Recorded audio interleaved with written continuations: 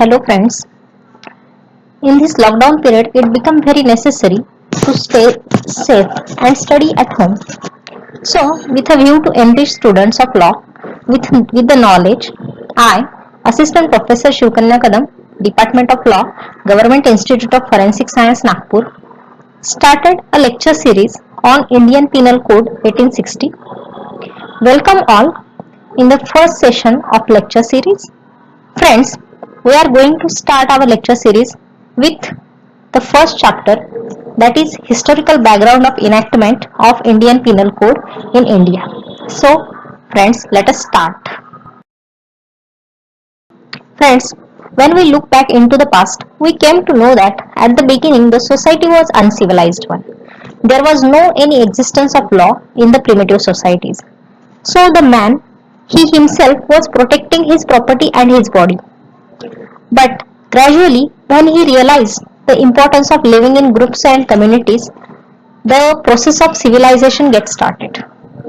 In primitive societies, the concept of law was limited up to the principle of self-defense, and man was using principle of tooth for tooth, eye for eye for protecting himself or for punishing the offender. But in civilized society, he came to know yet another principle, that is the compensation, to which we refer in today's penal laws as a fine, which is a kind of a punishment. When we look specifically at the development stages of penal law in India, we need to study three important stages of development of the penal law. Those are, firstly, the ancient Hindu criminal law, which had gone through the ancient period or ancient era. Secondly, the Mohammedan criminal law, which was in the medieval period or medieval era. And thirdly, the English criminal law. The third stage of development was the English criminal law, and that took place in the modern, or we can call it as pre-independence era. Friends, first of all, let us see the first stage of development of the Indian Penal Code, that is the ancient Hindu period. So, in that period, the Code of Manu was the only document which was followed with respect to deciding the offence and punishment for it. In that period, the king was having the sole authority to punish the wrongdoer, as it was believed that God, he himself created the king and gave him authority to rule the subjects. So total authority was in the hands of the king. In that period, the main offences were classified into the offences against body and property mainly. For example, assault, battery, defamation, etc. were the offences against body, whereas theft, robbery, cheating, trespass, etc. were the offences against the property. In that period, death penalty was the highest amount of punishment which was inflicted upon the wrongdoer. Friends, one of the drawback of this period, of this particular ancient Hindu penal law, that was in this period there was no any type of clear cut distinction was made in between civil wrongs and the crime. So therefore, the only difference which can be drawn, that was from the penalties inflicted upon the offender. The second stage of development of the penal law in India, that was the introduction of Mohammedan criminal law to the Indian society. In medieval period, the Muslim, they conquered India and introduced Mohammedan criminal law to India. The Muslim criminal law, that is Sharia, was based on Quran mainly. The holy book of Quran, that was the main source of Mohammedan criminal law.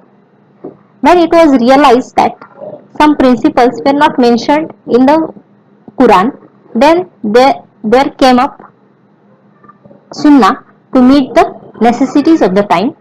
So from that time, Quran and Sunnah, those were become the principal source of the Muslim Mohammedan criminal law.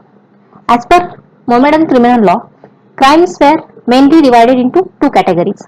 Firstly, the crimes against God, and secondly, the crimes against the man.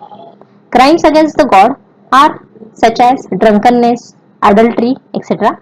And against the man, crime against the man were murder, robbery, etc.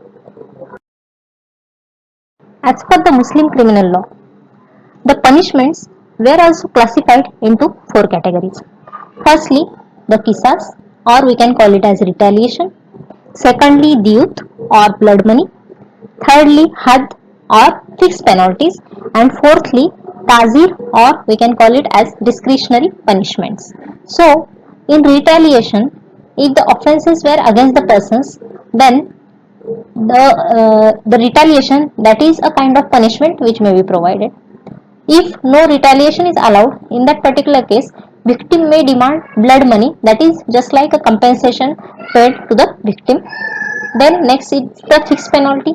So some fixed penalties were prescribed for the specific offences, such as for committing the offence of theft, cutting of hands, that was the punishment or that was the fixed penalty.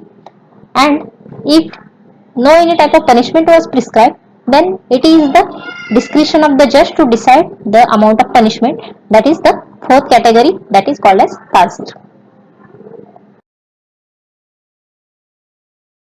Now let us move towards the third stage of development, that is the modern period, or we can call it as pre-independence period. In 1600, when East India Company came to India and started to establish their factories, the Mohammedan criminal law was followed in India.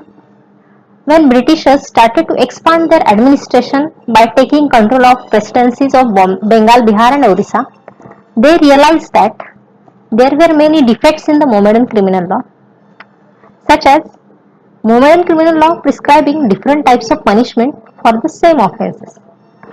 So, Britishers appointed a commission to look into the defects of the Mohammedan criminal law.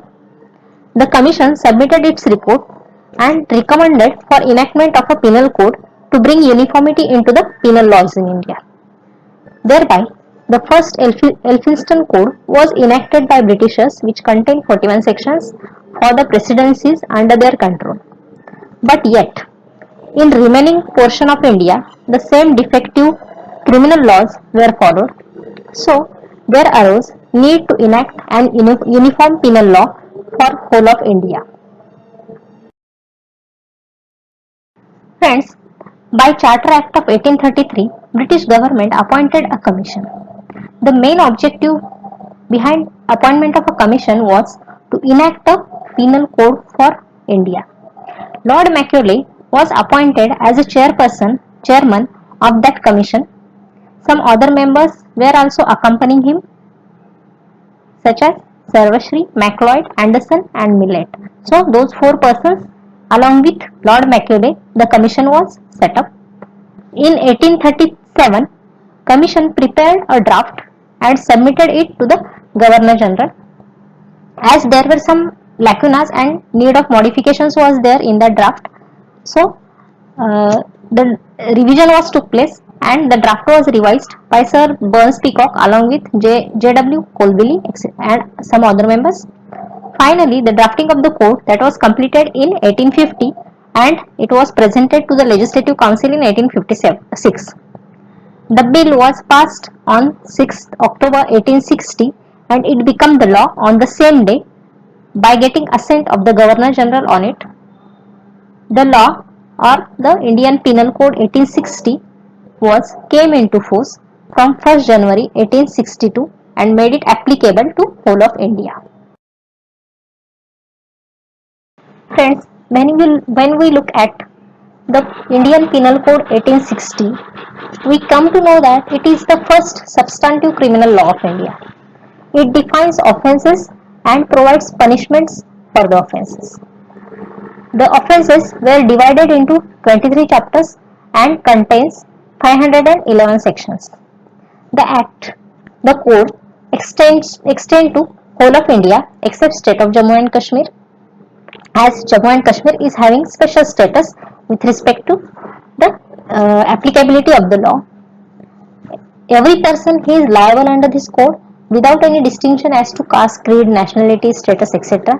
So, whoever committing the offence under this provided under this act, under this penal code, he is liable to be punished according to the code. He may be an Indian national or the foreigner.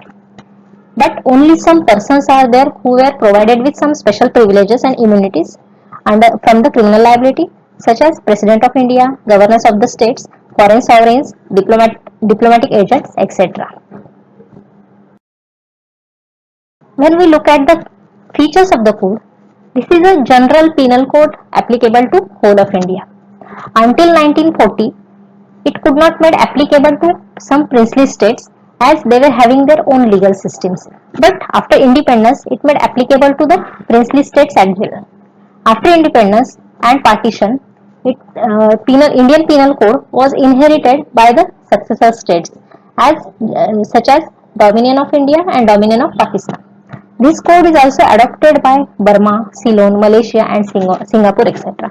So you can come to know that the Indian Penal Code, it is self-inclusive and it is having many good characteristics which were provided under the. Friends, in today's lecture we